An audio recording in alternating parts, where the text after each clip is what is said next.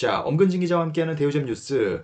오늘 목동 재건축 소식 오랜만에 들고 왔습니다. 목동 9단지 안전진단 통과 소식입니다. 목동 6단지가 지난 12월 말에 1차 정밀 안전진단을 통과했다는 소식이 들려와서 다들 깜짝 놀라게 했는데요. 어제 이 목동 9단지도 1차 정밀 안전진단을 통과했다는 소식입니다. 자, 6단지에 이어서 9단지도 1차 안전진단을 통과함으로써 이 목동 재건축이 현 정부의 어떤 재건축 규제 속에서 재건축 기대감을 조금씩 키워나가고 있는 그런 상황으로 보여집니다. 계속해서 내용 살펴보겠습니다. 자, 이 소식이 전해진 것은 양천갑 지역구를 두고 있는 국회의원 황희 의원이 자신의 블로그에 이 목동 9단지 재건축 정밀 안전진단 통과 D등급 축하드립니다라는 제목으로 글을 올린 것이 주민들 사이에 조금씩 아름아름 퍼지면서 알려지게 된 것입니다. 황희 의원이 뭐라고 남겼는지 보면요. 안녕하세요. 지난 12월 목동 6단지 아파트 정밀 안전진단 통과에 이어 목동 9단지도 재건축 정밀 안전진단에서 D등급을 받았습니다. 재건축을 통해 목동 주민 여러분의 주거 환경을 개선하고 삶의 질을 높여 행복한 양천을 만들겠습니다. 양천갑 국회의원 황희 올림. 자, 그 과정에서 황 의원이 2018년 3월에 재건축 안전진단 1차 고시 개정을 통해 주거 환경 항목 세부 가중치를 목동 아파트의 환경에 맞게 개정한 바 있다고 말하면서 현재 2차 고시 개정도 추진 중인데 여기에는 지질조사 의무화, 유해 환경 평가 이런 내용이 있는데 이건 역시 국토부와의 협의에 속도를 내겠다라고 밝히고 있습니다. 3월 10일 중에 아마도 발표가 되지 않을까. 국회의원이 이렇게 이미 3월 9일 날 블로그에 이렇게 올렸는데 발표를 미룰 리는 없겠죠. 아마 구청에서 이 재건축을 준비하는 이쪽 소유주들에게 아마 결과를 통보했을 것으로 예상이 됩니다. 자, 9단지 위치도를 잠깐 보면요. 9단지가 이렇게 자리를 하고 있는데요. 신서초등학교를 바로 접하고 있고요.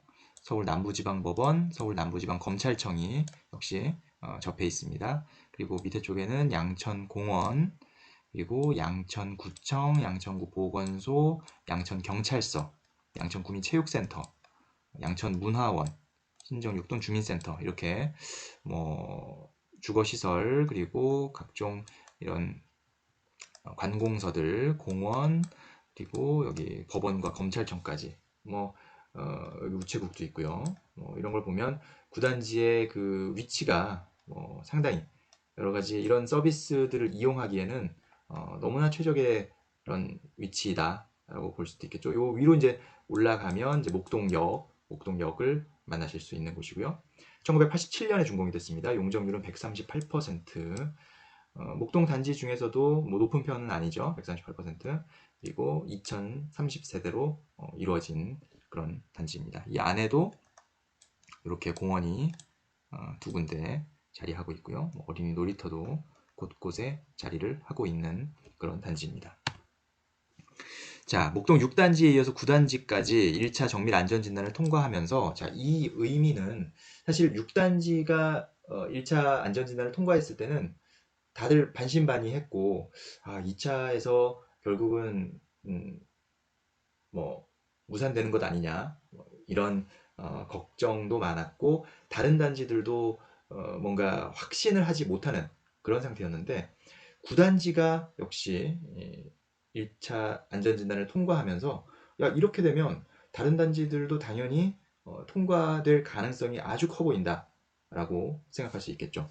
거의 이 목동은 1단지부터 14단지까지 있는데 준공 연도가 86년부터 88년까지 거의 비슷한 시기에 아주 큰 대단지가 다 모조리 지어졌고요. 9단지는 87년 딱 중간에 위치하고 있는 단지인데 이번에 D등급을 받았고 그 얘기는 큰 차이가 없기 때문에 나머지 12개 단지들도 아주 특수한 사정이 아니라면 1차 정밀안전진단을 통과할 가능성이 상당히 높아졌다. 상당히 커 보인다. 라고 평가를 할 수가 있는 부분이고요. 뭐 지금 현재 다른 단지들도 안전진단을 많이 신청을 했고 뭐 현재 그 작업들을 진행 중이죠. 그 절차를 진행하고 있는 상황입니다. 그렇기 때문에 이 결과들이 올해 아마 줄줄이 목동 재건축 관련해서 안전진단 결과 그리고 재건축 추진 소식들이 계속해서 올해 아마 나올 것 같은데 현재 정부의 재건축 규제 이 기조 속에서 과연 어떤 결과들을 가져올 수 있을지 양천구의 움직임도 상당히 궁금해지고요. 또 서울시의 반응도 좀 궁금해지는 그런 과정에서 어떻게 이 문제들을 풀어나갈 것인지 문제라고 해서 꼭 부정적인 측면의 문제뿐만이 아니라 어떻게 효과적으로 이 재건축 재정비 사업을 진행해 나갈 것인지 그리고 공급 측면에서 얼마나 그런 좋은 역할을 하게 될 것인지 이런 부분들도 좀 지켜볼 만한 부분인 것 같습니다. 자, 그렇지만 무조건 장밋빛 미래만 있는 것은 아니죠. 이번 이 통과가 D등급 통과라는 점은 여전히 변수입니다. 공공기관의 적정성 검토가 이루어져야 되고 이 결과가 어떻게 나올지는 현재로서는 장담할 수는 없는 상황입니다. 1차 정밀안전진단은 이제 민간 사설업체에서 어쨌든 뭐 물론 그렇다고 해서 사설업체라고 해서 막 하는 것은 아니죠. 예, 건축 관련돼서 전문 자격을 갖춘 업체가 정해진 그 규정에 맞춰서 안전진단을 실시했고 그에 따른 결과를 도출한 것인데요.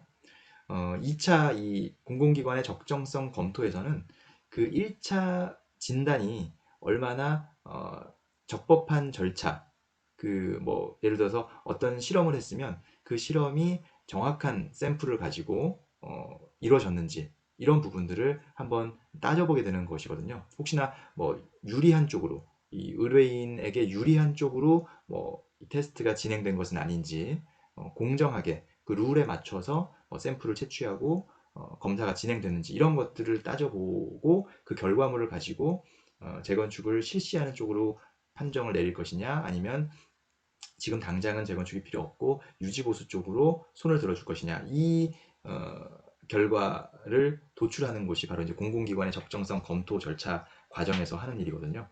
그래서 일단은 조건부 통과가 되긴 했지만 2차 이 공공기관 적정성 검토가 어떤 식으로 결과가 나올지는 아직은 모른다. 6단지 같은 경우도 작년 말 그러니까 12월 말에 1차 정밀안전진단 결과가 나왔지만 2차 결과가 어떻게 나올지는 아직 그 성적표를 받아보지 않았기 때문에 6단지가 1차를 통과한 것이 깜짝 놀랄 만한 뉴스인 것과 마찬가지로 2차에서 통과를 하느냐, 통과를 못하느냐 역시 두 경우 모두 다 깜짝 놀랄 만한 일이 될 것이다 라는 것이고요. 그것은 어떤 결과이든 간에 역시 9단지의 결과에도 상당한 영향을 미칠 것이다. 그러니까 뭐 직접적 영향이라기보다는 예측을 그렇게 만드는 거죠. 6단지의 결과가 2차에서도 또 통과가 나온다. 예를 들어서 재건축을 실시하는 쪽으로 결과가 나온다면 아마 9단지도 2차 결과가 6단지와 동일하게 재건축을 실시하는 쪽으로 날 가능성이 크다고 예측이 가능할 것이고요. 만약에 6단지가 2차에서 결국은 그냥 유지보수하는 쪽으로 결론이 난다면 9단지 역시 유지보수 쪽으로 결론이 날 가능성이 커 보이게 되는 그런 상황이 된다는 것이죠. 그렇기 때문에 2차 이제 공공기관의 적정성 검토가 상당히 중요하면서도 관심이 모아지는 그런 대목이 아닐 수 없습니다. 자, 일단 목동 이 신시가지 단지는 1단지부터 14단지까지 상당히 대규모이고 단지 숫자도 많지만 가구 수도 상당히 많습니다. 그러다 보니까 이 재건축 자체가 상당히 부담스러운 일이에요. 지자체 입장에서. 왜냐하면 이거를 한 번에 진행을 하자니 이 목동 신시가지 일대가 거의 마비가 되는 그런 상황이 발생할 수 있거든요. 양천구 자체가 흔들릴 수가 있습니다. 예.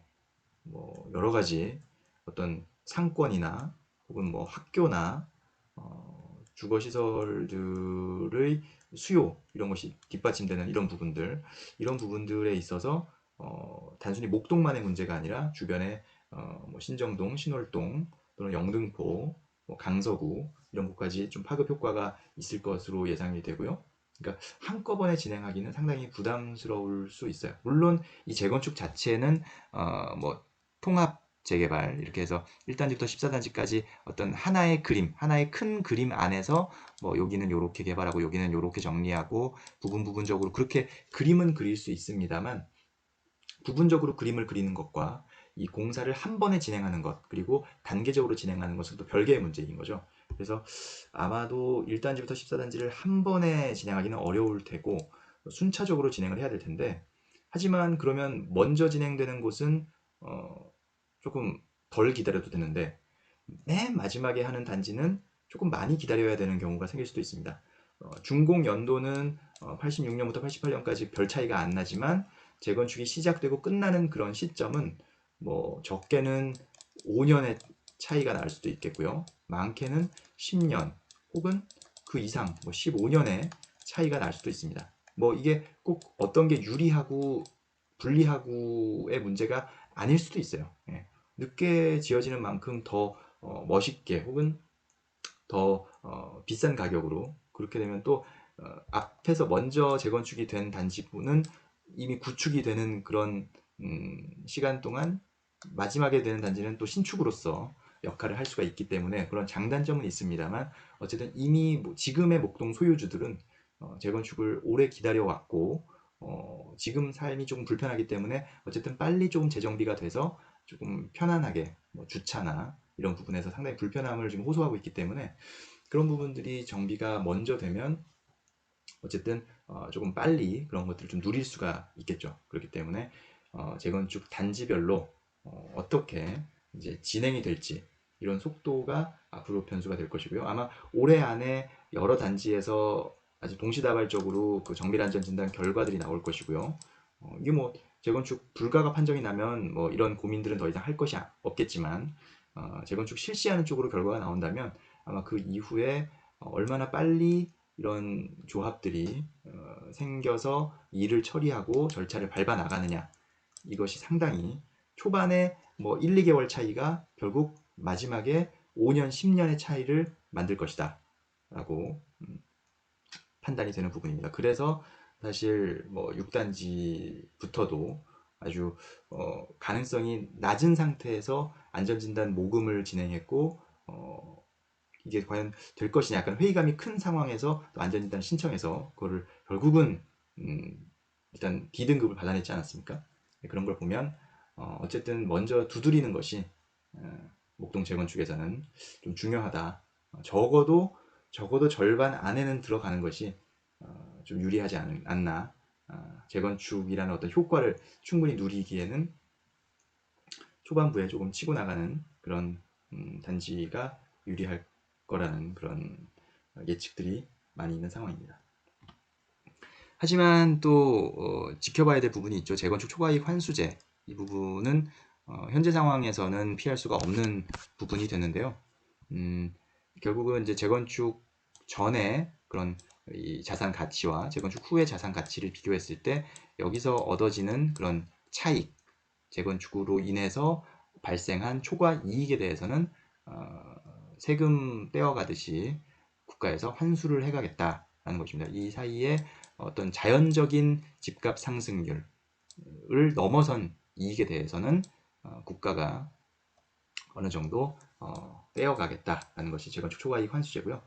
이게 적용된 단지들은 아무래도 이게 거의 한 절반 정도를 토해내야 되는 그런 상황이 될 것으로 예상되기 때문에 뭐 생각보다 그렇게 금전적인 이익이 많지 않을 수도 있어요. 아직 근데 재건축 초과이익 환수제의 결과 얼마나 이제 부담금이 환수 금액이 발생할지는 아직은 목동 어느 단지도 예측하기는 어려운 상황이기 때문에 뭐 예단하기는 어렵지만 어쨌든 이익의 상당 부분을 일단은 뱉어내야 된다, 포기해야 된다라는 부분은 목동 재건축이 안고 있는 하나의 약점, 리스크라고 할 수 있겠습니다.